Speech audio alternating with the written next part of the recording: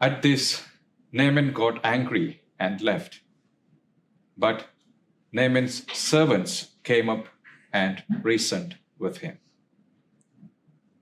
Have you ever felt stuck between the devil and the deep blue sea? Have you been forced to choose one side or the other? Were you ever pressed between the cliff and the crowd? In today's gospel, at first, Jesus amazes his hometown crew, but then they turn against him. Their faces went red with rage, their fists pumped in defiant anger. Hateful words spewed from their mouths. Soon they morph into a crowd and collectively lash their fury upon him. The force of the angry mob pushed Jesus to the brow of the hill.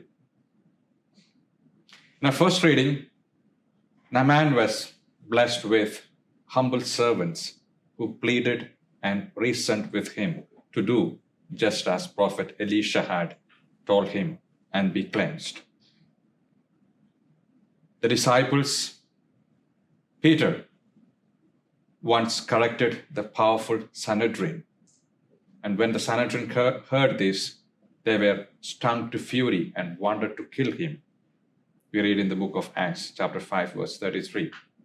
Nevertheless, Gamaliel, the one voice of reason, stood up, spoke out, and was heeded.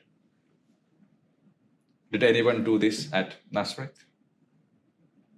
Once a crowd at Ephesus wanted to kill the apostle Paul after he had preached to them. But the town clerk of Ephesus spoke rationally to them and dissuaded them from their murderous intent. Did anyone do this at Nazareth? An angry crowd planned to kill innocent Susanna because of the false testimony of two elders.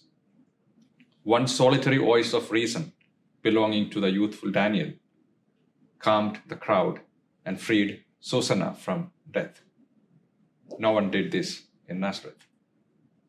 In each of the above cases, the voice of reason belonged to a member of the crowd itself. And today, there are many hard-hearted people and crowds who need to be checked by a voice of reason. Of course, many may be like the Pharaoh, so hardened of heart that even a humble voice of reason will not persuade them. Whatever the consequences, stand up and tell them all that God commands. Prophet Jeremiah says, chapter 1, verse 17, stand up and tell them what God commands. Where was the voice of reason who would calm the angry crowd in the Nazareth synagogue? It may have taken just one voice of reason to still the Nazareth crowd and prevent Jesus' very own townspeople from carrying out their murderous intentions.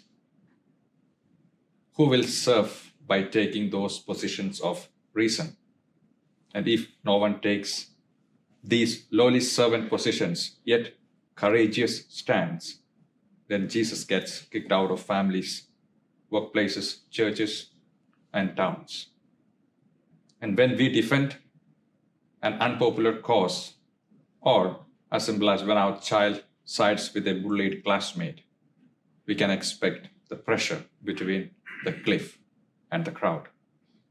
Yet, our faith calls us to be brave in the face of being excluded or ridiculed. It is easy to follow the crowd, but it takes courage to stand apart, to be that voice of reason.